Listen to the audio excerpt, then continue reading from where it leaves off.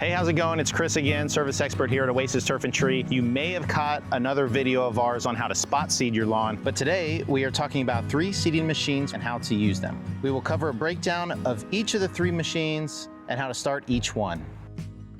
The first thing we're going to talk about is aerators. So there's 2 main types that we use here. This would be your walk behind aerator. You're going to either walk behind it as you treat, or you can attach the sulky. There is a drum under this machine where there are tines, and they are hollow spikes. The machine is going to punch down those spikes into the ground, and your goal is to get about a 2 to 4 inch plug. Now, depending on the type of soil you have, how compact it is, and how dry it is, that may influence how deep your tines actually go. This machine does not allow you to adjust the pressure. The only way to get deeper plugs is to either water your lawn before, or you can put some type of weight, whether it's a cinder block or your bag of seed. This tool is more for lawn maintenance, not renovation. There's tons of benefits for aeration. So you're going to be pulling these plugs out of the soil, and that's gonna allow moisture, rain to get down through those compacted layers into the root zone. Oxygen is really important for plants. It's essential for life. Also allows roots to expand. In order to grow, they need to be able to expand their roots. The more nutrients the roots can bring up, the bigger and fuller the plant can be. Different grass varietals have different root systems in the way that they spread. Turf type tall fescue, which is mostly what we have here, is a bunch type grass. In order for it to thicken up, it needs room in that soil to spread its roots and create a thicker bunch. Other grass types, like bent grass and bluegrass, spread with either stolons or rhizomes, meaning it has little vines that either creep under or over the soil and then spreads that way and can create more leaf blades. Grasses like these tend to be more likely to produce thatch. Aerating will allow that to break up and allow more nutrients to get through that thatch layer. Moving on to the next machine, this would be your ride-on aerator. It's obviously more powerful. This machine specifically has a knob on the controls where you can increase the pressure of the tines. This machine has also been modified to have a hopper and spreader attachment as well. We can apply seed and fertilizer at the same time of aeration. This machine is going to move faster, so you're going to be able to cover more ground. So if you have a bigger property that you're treating, this may be the way to go.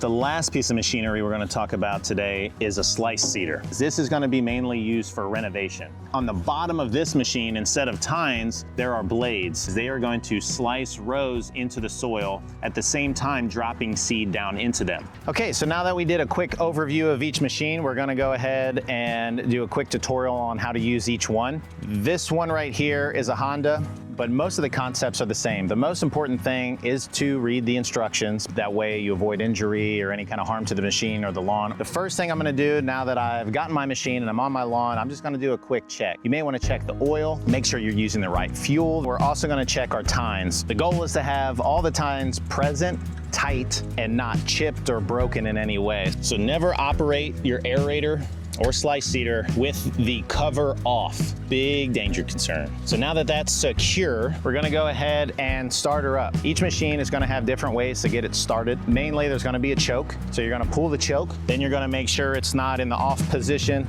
You may also wanna look to see that the fuel line is turned on, get a little bit of throttle. You're gonna go ahead and pull the starter. After you get it going, don't forget to push your choke back in or turn your choke off. At that point, you can turn your throttle all the way up. The sulky on the back here is optional. The throttles on front are what you're going to push forward to go forward and push back to go backwards. There's a lever right here. This is your tine lever to push it down. Now the tines are engaged. The tines would then be going into the ground and propelling me forward. So it's very important to remember that you only put the tines down when you're ready to pull plugs. Okay, the next machine we're going to talk about is another aerator. This one is your ride-on aerator, so obviously a bigger piece of equipment. Let's go over a little bit about this machine. Maintenance is really important, so you're going to want to check your oil, check your hydraulic fluid, and things like that. The tines on this machine are under here in a drum, which gets lowered down when you hit the activator switch. So there's 2 switches on this one. There's a foot control, then there's also a hand control on the dash. You're going to want to mark your irrigation heads. Because these go 2 to 4 inches, they can be hit, and then you'll have to replace a head and you could possibly cause a leak. With the walk-behind aerator, really the only thing you need to do is throttle up and then lower the tines. With this, it's a little bit different. Because you can adjust your pressure, you're gonna wanna get on the machine, then you're gonna want to activate your tines, get the pressure to where you want it to be. I would say start with a wet lawn around 250. With a dry lawn, you could go up to 350 PSI. Okay, so moving on from the aerators, we're gonna talk about the slice seeder. The first thing we're gonna do is make a couple of adjustments. Your depth, so how far are the blades cutting into the turf? You wanna be about 1/8 to 1/4 of an inch, and then how much seed is gonna be dropping. On this particular machine, we have our depth control right here, and then we also have our seed flow right here. What I advise to do is find out how far down you can lower the blades to where they're just touching the ground. After that, you may want to go 1 to 2 clicks past. That normally gets you to the depth that you need to go. If you have a really hilly area, you may need to readjust your depth from time to time to make sure you're not either cutting too deep and getting bogged down, hitting rocks, or that you're not too shallow and you're not actually slicing anything. The next thing we want to do is adjust the seed flow. Now, most of these machines are either going to come with or have a graph on them, and the graph shows based off what type of seed you're laying, how many pounds per 1,000 square feet you want to apply, is what setting to put on the machine. We're going to be using a turf type tall fescue. That's the seed that we recommend in our area. How many pounds per 1,000 square feet we want to lay. Then, according to that, we find our number.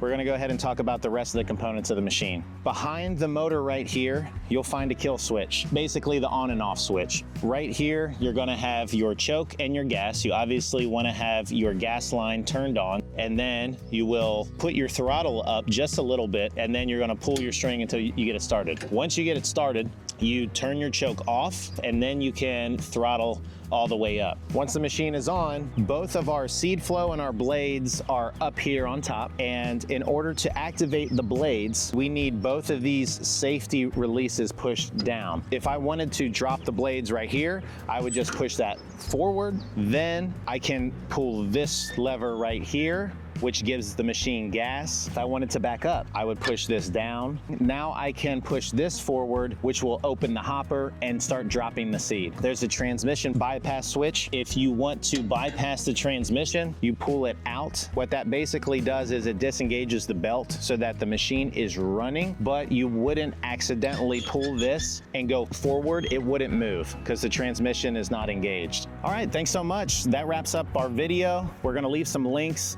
down low where you can follow for more content and how to make your lawn look the best way it possibly can. I'm Chris again with Oasis Turf and Tree. Have a good one.